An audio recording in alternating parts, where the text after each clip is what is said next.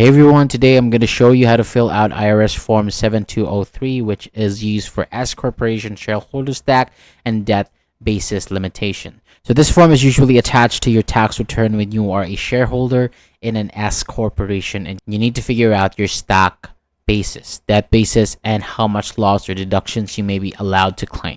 And before filing this out, make sure you have the corporation details, your shareholder information, your beginning basis amounts, any income, losses, deductions, distribution, loan details for the tax year. So start at the top of the form by entering the name of the shareholder and the identifying number. Then enter the name of the S corporation and the employer identification number. After that, complete the stock block section if it applies, and check the box that explains how the stock was acquired, such as original shareholder, purchase, inherited, gift, or other. Next, go to part 1, which is for shareholder stock basis. Begin with stock basis at the start of the corporation tax year.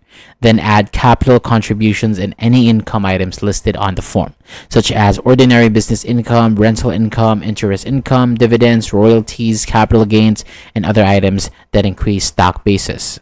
After that, subtract distribution, non-deductible expenses, depletion, business credits, and other items that increase stock basis. So this section helps calculate the stock basis at the end of the year.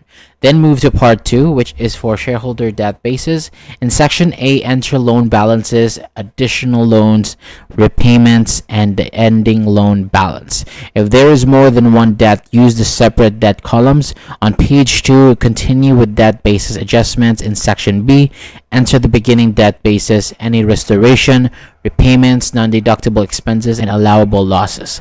Then use section C if there is a gain on a loan repayment. And finally, complete part 3 for shareholder allowable loss and deduction items. Enter the current year losses, any carryover amounts, allowable loss from stock basis, allowable loss from debt basis, and the remaining carryover amounts. And review the form carefully and make sure the totals match your records. And attach it to your tax return if required. So thank you so much for watching. For more videos like this, hit the subscribe button below and I'll see you on the next video.